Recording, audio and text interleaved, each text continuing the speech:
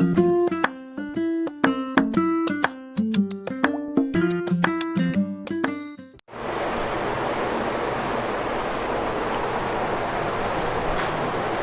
दोस्तों, तो आज फिर से हम आ चुके हैं अपने नए लेक्चर के साथ। हम लोगों ने लेक्चर नंबर 16 में बैलेंस ऑफ पेमेंट स्टार्ट किया था और आज मेरा लेक्चर नंबर 17 है, जिसमें मैंने कहा था कि मैं बीयूपी में जो भी 12th लेवल पे चीज़ें दी हैं मैं उनको कंप्लीट करने की कोशिश करूँगा। ठीक है, तो आज फिर से मैं आ चुका हूँ अपना लेक्चर नंबर 17 लेकर, जो बैलेंस ऑफ पेमेंट पे ही बेस्ड है। और बैलेंस ऑफ पेमेंट में हम लोगों ने जो चीज़ें पढ़ी थी उससे मैं थोड़ा सा आगे इसको बढ़ाऊँगा और साथ ही साथ हम इस चीज़ की बात करेंगे कि क्या क्या चीज़ें इसमें इंपॉर्टेंट हैं और क्या क्या चीज़ें इसमें बोर्ड्स में पूछी जाती हैं। ठीक है, तो सबसे पहले आज हम लोग जो बैलेंस ऑफ पेमेंट का टॉपिक लेकर के आए हैं, जिसमें दो तरह के आइटम्स की बात की जाती है, एक ऑटोनॉमस आइटम होता है और एक एकोमोडेटिंग आइटम्स होते हैं। पहले हम समझ लें कि ये होता क्या है। ठीक है, तो पहले तो हम ये देखें कि ऑटोनॉमस आइटम क्या है। तो जब हम ऑटोनॉमस आइटम की बात करते हैं तो इसमें मैंने लिखा है कि it refers to such BOP transactions which are undertaken for consideration of profits. आप इतना समझ लीजिए कि ऑटोनॉमस आइटम्स की जब भी बात की जाती है तो उन ट्रांजैक्शंस के पर्पस पे बात की जाती है, उन ट्रांजैक्शंस के बारे में बात की जाती है जिसके लिए एक ही मोटिव होता है और वो प्रॉफिट होता है। जब भी प्रॉफिट मोटिव को कंसिडर करते हुए जब हम ट्रांजैक्शंस करते हैं तो उसको हम लोग ऑटोनॉमस आइटम कहते हैं, उसको हम लोग ऑटोनॉमस आइटम्स में लेते हैं। ठीक है, इसी तरीके से मैंने लिखा है कि autonomous items are the cause of imbalance. इसके बारे में अभी हम लोग बात करेंगे। उसके पहले ऑटोनॉमस आइटम में क्या होगा, मैंने ट्रांजैक्शन की बात की। ट्रांजैक्शन किस चीज़ का होगा, गुड्स का होगा, सर्विसेज का होगा, किसी भी चीज़ का हो सकता है।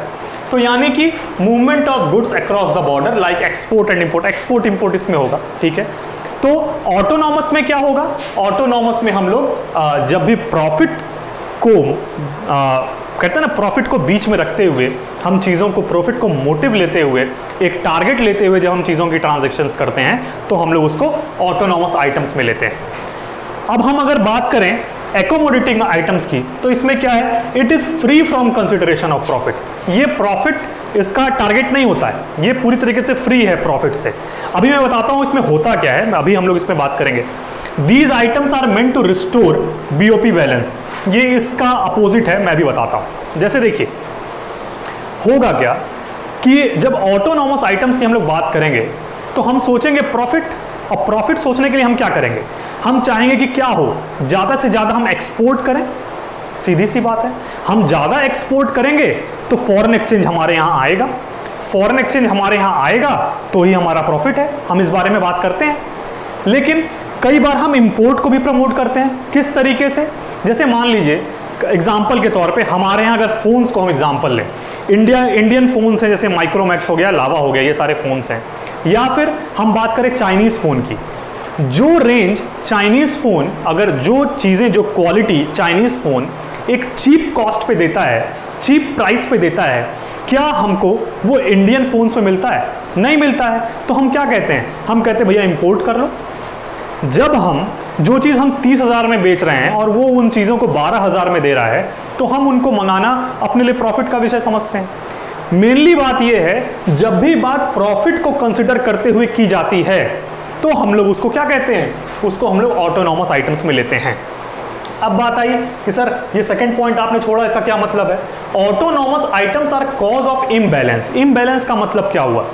अब हमने प्रॉफिट टारगेट रखा है और जब हमारा टारगेट प्रॉफिट होगा तो हम क्या चाहेंगे, प्रॉफिट कमाना, यानी कि मंगाओ, एक्सपोर्ट करो या इंपोर्ट भी अपने प्रॉफिट के लिए करो। यानी कि बैलेंस ऑफ पेमेंट जो है वो बैलेंस नहीं रह पाएगा। बैलेंस ऑफ पेमेंट का बैलेंस न रह पाने का मतलब क्या हुआ, बैलेंस ऑफ पेमेंट का बैलेंस्ड होने का मतलब मैंने कल बताया था, जिसका मतलब क्या हुआ कि जितने का इंपोर्ट हो रहा है उतने का ये क्या हो, एक्सपोर्ट हो। इंपोर्ट करते समय हम क्या करते हैं, सामान को अपने देश में मंगाते हैं। जब अपने यहाँ किसी सामान को मंगाएंगे तो उसके बदले हम उसको पैसा देंगे, सीधी सी बात है। जब उसको हम कुछ देंगे फॉरेन एक्सचेंज, तो हमारे यहाँ से फ्लो क्या हुआ, फॉरेन एक्सचेंज का बाहर हुआ। यानी इंपोर्ट के केस में वो आउटफ्लो हुआ। इसके बारे में हम लोगों ने कल बात की है। और एक्सपोर्ट में क्या होगा, हम कोई चीज बाहर बेचेंगे तो वहां से हम अपने यहाँ क्या मंगाएंगे, फॉरेन एक्सचेंज मंगाएंगे। इसका मतलब यहाँ पे क्या हो रहा है, इनफ्लो हो रहा है। यानी बैलेंस ऑफ पेमेंट को बैलेंस रखने के लिए हम कोशिश करते हैं कि हमारा जितना आउटफ्लो हो रहा है उतना ही इनफ्लो हो, आउटफ्लो जितना हो रहा है उतना ही इनफ्लो हो। एक और दूसरी भाषा हम इसका यूज कर सकते हैं, इस्तेमाल कर सकते हैं, जैसे कि क्रेडिट और डेबिट। इससे तो सब लोग फेमिलियर होंगे, आजकल ये ट्रांजैक्शंस का बहुत बड़ा युग है। क्रेडिट में देखिए क्या होता है, जब आपके अकाउंट में पैसा आता है कितनी खुशी होती है ना कि your account has been credited for rupees इतना 1000 इतना जो भी है। हाँ, क्रेडिट होता है यानी कि क्या हो रहा है, इनफ्लो हो रहा है, हमारे पास पैसे आ रहे हैं, इनफ्लो हो रहा है। यानी क्रेडिट भी किस चीज़ की बात करता है, क्रेडिट भी इनफ्लो की बात कर रहा है। और जब कहता है डेबिटेड कि आपके अकाउंट से इतना अमाउंट डेबिट हो गया, यानी कि हमारे यहाँ से हमारे अकाउंट से पैसा क्या हो गया, बाहर चला गया, यानी कि आउटफ्लो हो गया। हम क्या चाहते हैं, अगर बीओपी को हमको बैलेंस रखना है तो हम हमेशा चाहते हैं कि हमारा credit is equal to debit हो, हमारा inflow is equal to outflow हो, हम यही चाहते हैं, ठीक है। लेकिन जब हमारा टारगेट प्रॉफिट हो जाएगा, जब हम प्रॉफिट के विषय में इतना सोचने लगेंगे, तो हमारे लिए इसको बैलेंस रख पाना इतना ईजी नहीं होगा। कभी ऐसा होगा कि हमारे यहाँ एक्सपोर्ट इंक्रीज कर जाएगा, कभी ऐसा होगा जब हमारे यहाँ इंपोर्ट क्या होगा, इंक्रीज कर जाएगा। यानी कि कभी उस सिचुएशन में जब हम प्रॉफिट को बीच में रखेंगे तो कभी इंपोर्ट अधिक, कभी एक्सपोर्ट अधिक, यानी कभी इनफ्लो अधिक, कभी आउटफ्लो अधिक। मेरी बात समझ में आ रही है, यानी हम उसको इक्वल नहीं रख पाएंगे, ठीक है। तो यही बात इसमें करता है कि autonomous items are cause of imbalance, यानी कि ये इम्बैलेंस क्रिएट कर रहा है। इम्बैलेंस किस टाइप का, मैंने कल बताया कि जब हमारा क्या होगा, आउटफ्लो जो हमारे यहां से बाहर जा रहा है अगर वो ज्यादा हो गया और जो हमारे पास आ रहा है वो कम हो गया, तो सीधी सी बात है हम डेफिसिट में होंगे। यही बात इसमें कहता है कि इम्बैलेंस किस तरह का, डेफिसिट हो सकता है, सरप्लस हो सकता है। सरप्लस कब होगा, जब हमारे यहाँ जो इनफ्लो होगा वो ज्यादा होगा और जो आउटफ्लो होगा वो कम होगा। मेरी बात समझ में आ रही है, यानी कि ऑटोनॉमस आइटम्स में हम लोग जब बात करते हैं are the cause of imbalance, इसका मतलब वो सरप्लस और डेफिसिट की बात कर रहा है। बात समझ में आ रही है। दूसरा, अगर हम एकोमोडेटिंग की बात करें तो ये क्या कह रहा है, these items are mean to restore BOP balance. अब यानी कि इसका काम क्या होता है, जब ये इम्बैलेंस क्रिएट हो जाता है तो एकोमोडेटिंग आइटम्स का ये जिम्मेदारी, ये काम होता है कि भैया हमको जो ये इम्बैलेंस आया है इसको हमको बैलेंस करना है। अब क्या हुआ कि मान लीजिए कि हमारे यहाँ आउटफ्लो जो हुआ वो 100 रुपए का हो गया और जो इनफ्लो हुआ वो 50 का हुआ, ठीक है। तो अब किसी भी तरीके से इस 50, ये जो 50 का डिफरेंस आया है, इस 50 को फुलफिल करने के लिए क्या किया जा सकता है। अब एकोमोडेटिंग आइटम्स में इसको सोचा जाएगा, हो सकता है कि हम बाहर से लोन ले लें, 50 रुपए का लोन ले लिए एग्जाम्पल के तौर पे। अब इस 50 का लोन लिया तो हमारे पास भी क्या हो गया, वो 50 क्रेडिट हुआ, हमारे यहाँ इनफ्लो हुआ, उससे हमने क्या किया, अपने बैलेंस ऑफ पेमेंट को बैलेंस किया। मेरी बात समझ में आ रही है।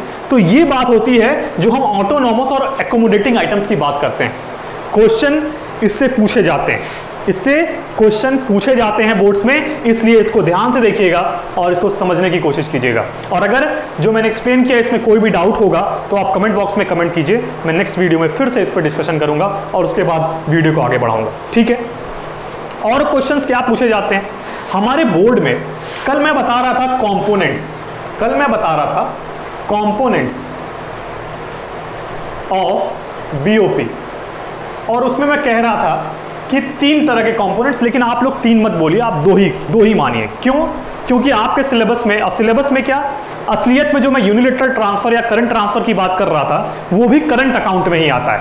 इसलिए हम ये कहें कि कंपोनेंट्स ऑफ बीओपी 2 ही होते हैं, जिसमें एक करंट होता है, करंट अकाउंट, और एक होता है हमारा कैपिटल अकाउंट, ठीक है। मैंने कल इस बारे में बात की थी कि करंट अकाउंट में क्या क्या चीजें आती हैं। करंट अकाउंट में जो हम लोगों ने इकोनॉमिक ट्रांजैक्शंस पढ़े थे, उस इकोनॉमिक ट्रांजैक्शन में जो भी चीजें विजिबल ट्रेड हो, इनविजिबल ट्रेड हो या फिर यूनिलैटरल ट्रांसफर हो, वो सारी चीजें किस में आती हैं, वो सारी चीजें करंट अकाउंट में आती हैं। जब हम लोगों ने कैपिटल अकाउंट की बात की थी तो हम लोगों ने कैपिटल ट्रांसफर की बात की थी, जिसमें हम लोगों ने ये कहा था जैसे कि एफडीआई हो गया, जैसे कि पोर्टफोलियो हो गया, प्राइवेट ट्रांजैक्शंस हो गए, या फिर आप बैंकिंग कैपिटल हो सकते हैं, बोरोइंग हो सकती है, सारी चीजें आपके बुक्स में भी दी हुई हैं। आप बस एक तरीके से पढ़िए कि जब भी एसेट्स की बात होगी, एसेट्स की जब भी बात होगी, कैपिटल क्या है, एक तरीके से पूंजी की टाइप एसेट के बारे में बात हो रही है। यहां पे करंट में किसी तरह के एसेट की रिडक्शन और इंक्रीमेंट की बात नहीं होती है, लेकिन जब हम लोग कैपिटल अकाउंट की बात करते हैं तो हम लोग एसेट्स की बात करते हैं, ठीक है ना। तो जब भी हम लोग एसेट्स की बात करेंगे तो कैपिटल अकाउंट्स में आएगा। और करंट अकाउंट में हम लोगों ने देख लिया कि विजिबल ट्रेड, जो विजिबल ट्रेड क्या है, जो भी बीओटी है, बैलेंस ऑफ ट्रेड है। बैलेंस ऑफ ट्रेड का मतलब क्या हो गया, जब हम गुड्स का सिर्फ और सिर्फ गुड्स का इंपोर्ट और एक्सपोर्ट करते हैं तो उसको हम लोग करंट अकाउंट के विजिबल ट्रेड में लेते हैं। और इनविजिबल ट्रेड का मतलब क्या हो गया, वो चीज जो हमको दिख नहीं रही है बॉर्डर क्रॉस करते हुए, यानी कि सर्विसेज, जो हम सर्विसेज प्रोवाइड करते हैं किसी दूसरे देश में, चाहे हम इंश्योरेंस के थ्रू, चाहे हम एजुकेशन के थ्रू, चाहे हम हेल्थ के थ्रू, जो भी सर्विसेज दूसरे देश में प्रोवाइड करते हैं वो चीजें हमारी इनविजिबल ट्रेड में आती हैं। यूनिलेटरल ट्रेड में क्या आता है, जो भी वन साइडेड ट्रांसफर हो, जैसे कि हमारा गिफ्ट हो गया, ग्रांट हो गया, ये सारी रेमिटेंसेज हो गए, ये सारी चीजें किस में आती हैं, हमारे one sided transfer, unilateral transfer में आती हैं, जिसको हम लोग करंट ट्रांसफर भी कहते हैं। मेरी बात समझ में आ रही है। यानी कि करंट में हमने देखा विजिबल, इनविजिबल और यूनिलेटरल तीनों, और इसमें सिर्फ कैपिटल ट्रांसफर। बात समझ में आ रही है। अब अगर इन चीज़ों की आपको फोटो लेनी है, स्क्रीनशॉट लेना है, आप ले सकते हैं, ठीक है। इसके बाद एक छोटा सा और टॉपिक रह जाता है कि मैंने वैसे कल इस बारे में डिस्कस किया था, लेकिन फिर से हम थोड़ी सी छोटी सी चर्चा इस पर कर लेते हैं कि क्या सिग्निफिकेंस है, हम क्यों बीओपी पढ़ रहे हैं, बीओपी पढ़ने का रीज़न क्या है, आखिर कुछ ना कुछ इसकी इंपॉर्टेंस तो होगी ना। अब हम उसकी इंपॉर्टेंस को समझने के लिए देखते हैं कि उसकी इंपॉर्टेंस क्या क्या है, ठीक है। तो हम लोगों ने देखा कि किस तरीके से ऑटोनॉमस और एकोमोडेटिंग का क्या सीन था। अब हम लोग देखेंगे कि क्या सिग्निफिकेंस है, क्यों आखिर बीओपी इतना इंपॉर्टेंट है, क्यों हम लोग बीओपी पढ़ते हैं, क्यों हम लोग बैलेंस ऑफ पेमेंट को इतना इंपॉर्टेंट कहते हैं। देखिए, सिग्निफिकेंस ऑफ बीओपी में एक तो ये होता है कि financial status of domestic economy, किसी भी देश की डोमेस्टिक इकोनॉमी का क्या फाइनेंशियल स्टेटस है, कितना वो ग्रो कर रही है या कितना वो पीछे है, कितना वो लैग कर रही है, इसके बारे में एक सबसे सटीक इंफॉर्मेशन हमको मिलता है बीओपी के द्वारा। बीओपी हमको बताता है कि वो कंट्री कितना दूसरे पर डिपेंडेंट है और कितना वो सेल्फ डिपेंडेंट हुआ है, ठीक है। हम इंपोर्ट और एक्सपोर्ट चीज़ों देख लेते हैं, फाइनेंशियल स्टेटस हमको इससे समझ में आ जाता है कि क्या सिग्निफिकेंस ऑफ बीओपी में, कि financial status of domestic economy हमको समझ में आ जाती है, ठीक है। दूसरा है हमारा एक्स माइनस एम। हम लोग जब एग्रीगेट डिमांड पढ़ रहे थे तो एग्रीगेट डिमांड में हम लोगों ने बात की थी 4 सेक्टर इकोनॉमी की, और उस 4 सेक्टर इकोनॉमी में हम लोगों ने कहा था कि जब 3 sector C plus I plus G के बाद X माइनस M ऐड हो जाता है, X माइनस M, जिसमें X क्या है, एक्सपोर्ट, और M क्या है, इंपोर्ट, जब ये ऐड हो जाता है तो हमारी जो क्लोज्ड इकोनॉमी है ये ओपन हो जाती है, जिसको हम लोग कहते हैं ओपन इकोनॉमी, इसके आ जाने के बाद। यानी कि अब एक्सपोर्ट इंपोर्ट बढ़ गया, और इसको साथ में हम कहते हैं नेट एक्सपोर्ट। यानी कि कोई भी कंट्री कितना एक्सपोर्ट कर रही है और कितना इंपोर्ट कर रही है, इस पे भी तो उसका एग्रीगेट डिमांड क्या करता है, उसके ऊपर डिपेंडेंट होता है। तो हम कह रहे हैं कि X माइनस M की भी इंफॉर्मेशन हमको कहां से मिलती है, बीओपी के, जो क्या है, कंपोनेंट है एडी का, एग्रीगेट डिमांड का। एग्रीगेट डिमांड बहुत इंपॉर्टेंट है, इसके बारे में हम लोगों ने डिस्कशन किया है पिछली क्लासेस में, आप लोग उसको देखिए और वहां से भी आप लोग एग्रीगेट डिमांड देख सकते हैं, ठीक है। तो X माइनस M हमको समझ में आ गया, कितना एक्सपोर्ट हो रहा है, कितना इंपोर्ट हो रहा है, ये सारी इंफॉर्मेशन हमको बीओपी के थ्रू मिल जाती है, इसलिए इंपॉर्टेंट है। तीसरा, मॉनेटरी पॉलिसी या फिस्कल पॉलिसी।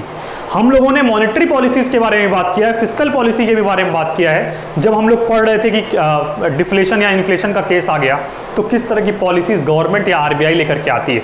तो जब मॉनेटरी पॉलिसी की हम लोग बात करते हैं तो आरबीआई आएगी, सेंट्रल बैंक आएगी, और जब फिस्कल पॉलिसी की हम लोग बात करते हैं तो गवर्नमेंट आएगी, ठीक है।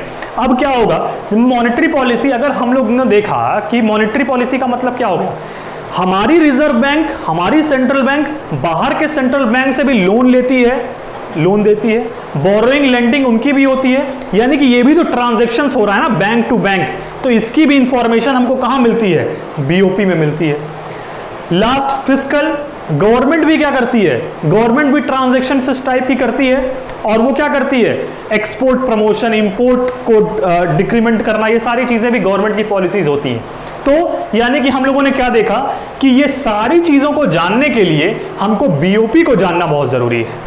इसीलिए बैलेंस ऑफ पेमेंट बहुत इंपॉर्टेंट है। इसमें और भी सारी चीजें हैं, मार्केट को भी समझने के लिए बीओपी की इंपॉर्टेंस है बिल्कुल। हमारे यहाँ की मार्केट की क्या कंडीशन है, उनके यहाँ की मार्केट की क्या कंडीशन है, सारी चीज़ों के लिए हमारे लिए सिग्निफिकेंस ऑफ बीओपी को जानना बहुत ज़रूरी है, इंपॉर्टेंस ऑफ बीओपी को जानना बहुत ज़रूरी है। ठीक है, तो ये हमारा बीओपी का सिग्निफिकेंस हो गया। हमने आज बात किया कि क्या है ऑटोनॉमस आइटम और अकोमोडेटिंग आइटम। हमने कल की चीज़ों को एक बार रिवाइज किया कि कॉम्पोनेंट्स ऑफ बीओपी क्या है, और जिन चीज़ों को मैंने रिवाइज किया और आज के टॉपिक्स जिस पे हम लोगों ने अपना डिस्कशन किया, वही टॉपिक बोर्ड के पॉइंट ऑफ व्यू से सबसे इंपॉर्टेंट है। चाहे हम कंपोनेंट्स की बात करें, चाहे हम ऑटोनॉमस आइटम की बात करें, चाहे हम एकोमोडेटिंग आइटम की बात करें, चाहे हम सिग्निफिकेंस की बात करें, हमको डेफिसिट जानना जरूरी है। बीओपी का डेफिसिट, बीओपी का सरप्लस। अब बीओपी की डेफिसिट और सरप्लस हमको समझ में आ गया क्या होगा। डेफिसिट की बात भी हम लोगों ने की है, सरप्लस की बात भी हम लोगों ने की है। ठीक है, तो इतनी बात हमको समझ में आ गई। अब बीओपी का सेक्शन लगभग खत्म हो गया। मुझे लगता है कि सारी चीज़ें हम लोगों ने कवर कर ली। अगर आपको लगता है कि बीओपी में आपकी बुक से कोई चीज़ छूट गई है, आप कमेंट बॉक्स में कमेंट कीजिए, मैं उन चीज़ों को देखूंगा और उन चीज़ों को लेकर के मैं अगले लेक्चर में आऊँगा। ठीक है, तो हम लोगों ने लगभग बीओपी को कवर कर लिया और इन चीज़ों को समझ लिया। क्रेडिट और डेबिट को भी हमने समझ लिया यहाँ पर। ठीक है, हमें इसमें कोई दिक्कत नहीं आएगी। एक्सपोर्ट इंपोर्ट हमने समझ लिया। Balance BOP, imbalance BOP, imbalance होगा तो सरप्लस डेफिसिट होगा, बैलेंस होगा तो क्या होगा, हमारा import export, credit debit, inflow outflow सब आपस में बराबर होंगे। ठीक है, तो इन सारी चीज़ों पे जो हम लोगों ने आज डिस्कशन किया है, इसमें कोई भी डाउट हो तो आप लोग पूछ सकते हैं। स्क्रीनशॉट लेना चाहें स्क्रीनशॉट ले सकते हैं। कोई भी चीज़ हो आप अपनी प्रॉब्लम्स कमेंट बॉक्स में लिखिए, हम ठीक है। तो हम लोगों ने चीज़ों को देखा। अब हम ये समझने की कोशिश करते हैं कि जो डेफिसिट का केस है, ये डेफिसिट का केस आखिर क्यों आता है। ठीक है, क्योंकि ये क्वेश्चंस पूछे जाते हैं कि ये डेफिसिट आने का फैक्टर क्या है, क्यों आखिर ये डेफिसिट की कंडीशन आ जाती है। तो हम देख लेते हैं, ये क्वेश्चन भी हम कवर कर लेते हैं। BOP is in deficit due to, क्यों डेफिसिट में होता है, क्योंकि उसके पीछे कुछ फैक्टर्स होते हैं, कुछ कारण होते हैं। एक कारण हो सकता है इकोनॉमिक फैक्टर हो सकते हैं उसके, दूसरा हमारा पॉलिटिकल फैक्टर हो सकता है, और तीसरा हमारा सोशल फैक्टर हो सकता है। इकोनॉमिक फैक्टर पहला, इसका मतलब क्या हुआ, इकोनॉमिक फैक्टर का मतलब हुआ कि जैसे मान लीजिए मैं इंडिया में रह रहा हूँ और कोई डेवलप्ड नेशन, ठीक है, मुझे एक नई टेक्नोलॉजी की ज़रूरत है जो मेरे यहाँ नहीं है, उस डेवलप्ड नेशन में है, तो मैं कोशिश करूँगा कि वहाँ से उसको यहाँ इंपोर्ट करूँ। जब मैं वहां से उस टेक्नोलॉजी को यहां मंगाऊंगा तो उसके बदले मुझे कुछ फॉरेन एक्सचेंज देना पड़ेगा, यानी कि पैसा फॉरेन एक्सचेंज हमारे यहां से वहां के लिए आउटफ्लो होगा। और मैंने यही बात कही थी पीछे जब हम लोग ऑटोनॉमस आइटम पढ़ रहे थे, तो मैंने उस समय बताया कि जब आउटफ्लो ज़्यादा हो जाए, इनफ्लो कम हो जाए, तो डेफिसिट में आ जाता है हमारा बीओपी। तो मैं वही कह रहा हूं, नई टेक्नोलॉजीज को अपनाने के लिए, अडॉप्ट करने के लिए जो हमने वहां से मंगाया, उसके बदले में जो फॉरेन एक्सचेंज दिया, आउटफ्लो किया अपने एक्सचेंज का, वही क्या हुआ, हमको डेफिसिट में लेते आया, जो एक तरीके का इकोनॉमिक फैक्टर है। ठीक है, डेवलपमेंट के लिए भी गवर्नमेंट को ये सारे स्टेप्स लेने पड़ते हैं, तो ये इकोनॉमिक फैक्टर्स में ये सारी चीजें आ जाती हैं। दूसरा है हमारा पॉलिटिकल फैक्टर। पॉलिटिकल फैक्टर का मतलब क्या हो गया, जैसे कि मान लीजिए कि पॉलिटिकल इंस्टेबिलिटी हमारे यहाँ हो गई, हमारी गवर्नमेंट जो है वो अनस्टेबल हो गई। इसका मतलब क्या हुआ कि 90s का समय याद कीजिए, अगर थोड़ी सी हिस्ट्री देखी है तो 90s का समय याद कीजिए। 90s में क्या हो रहा था कि कभी किसी की गवर्नमेंट बन रही थी, फिर गिर जा रही थी, फिर बन रही थी, फिर गिर रही थी, यानी कि कोई पॉलिटिकल स्टेबल नहीं था, अनस्टेबल थी गवर्नमेंट हमारी, यानी कि कभी बन रही थी, कभी गिर रही थी, जिसकी वजह से क्या हुआ कि कोई भी लॉ, कोई भी चीजें, कोई भी किसी भी चीज पे हम उस तरीके से ध्यान नहीं दे पा रहे थे, अपनी पॉलिसी को फ्रेम नहीं कर पा रहे थे। क्यों? क्योंकि एक गवर्नमेंट आएगी तो कुछ पॉलिसी बनाएगी, गिरेगी, दूसरी आएगी तो उसको कुछ और पॉलिसी बनाना होगा। तो पॉलिटिकल इनस्टेबिलिटी के कारण भी क्या हो सकता है कि हमको बाहर से आउटफ्लो, हम बाहर पर डिपेंडेंट ज्यादा हो सकते हैं और अपने यहां उन चीजों को बेहतर तरीके से नहीं बना पाते हैं, जिससे इनफ्लो हो, एक्सपोर्ट बढ़े। मेरी बात समझ में आ रही है? तो डेफिसिट में आने के दो कारण, एक इकोनॉमिक फैक्टर, दूसरा पॉलिटिकल फैक्टर। तीसरा क्या हो सकता है? सोशल फैक्टर हो सकता है। मैंने सोशल फैक्टर में अगर मैं सबसे इंपॉर्टेंट एक इफेक्ट की बात करूं जो है डिमॉन्स्ट्रेशन इफेक्ट, जिसके बारे में हम लोगों ने पहले भी बात की है। जब मैं डिमांड एग्रीगेट डिमांड पढ़ा रहा था उसमें भी मैंने कंजम्पशन एक्सपेंडिचर की बात की थी, उसमें मैंने डिमॉन्स्ट्रेशन इफेक्ट की बात की थी। यानी डिमॉन्स्ट्रेशन इफेक्ट में क्या होता है कि हम पड़ोसी को देख के अपने आप को उसी हिसाब से बनाने की कोशिश करते हैं, जैसे कि और कभी कभी चीजें पसंद आती हैं तो अडॉप्ट करते हैं। अगर हम देखें डोमिनोज को, मैकडॉनल्ड्स, जो भी सारी चीजें हैं सारी, ये हमारे यहाँ नहीं है, ये बाहर की हैं। अब हमने कभी टेस्ट किया, अच्छा लग गया तो हमने कहा भाई यहीं ले आओ, ठीक है। यहाँ वो कंपनियां आ गई। अब वो कंपनियां जब यहाँ आई तो हम जब जाएंगे डोमिनोज में तो हम कुछ पैसा देंगे। जो पैसा देंगे वो किसको दे रहे हैं? डोमिनोज को दे रहे हैं। यानी वो किसके लिए है? वो अपने यहाँ के देश के, जो जिस देश का वो डोमिनोज है उस देश में उन चीज़ों को क्या करेगा? आउटफ्लो करेगा, लेकर के जाएगा। यानी हमारा पैसा क्या हुआ? आउटफ्लो हुआ, जिसकी वजह से क्या हुआ? हमको डेफिसिट की कंडीशन आई। तो ये सारी कंडीशंस भी हो सकती हैं, ठीक है। तो हम लोगों ने कुछ इंपॉर्टेंट चीजें पढ़ी जो बोर्ड के पर्सपेक्टिव से बहुत इंपॉर्टेंट है। एक टॉपिक और है जो मैं बता देना चाहता हूं, बच्चे बहुत कंफ्यूज रहते हैं इस चीज में, लेकिन जो चीज मैं बता रहा हूं इसको अगर आप समझ गए तो आप इस चीज में कभी कंफ्यूज नहीं होंगे, बहुत आसानी से समझिएगा। आप लोग बुक्स जब देखते हैं तो कई जगह पे पॉजिटिव साइन और निगेटिव साइन कई चीजों के आगे लगाया होता है।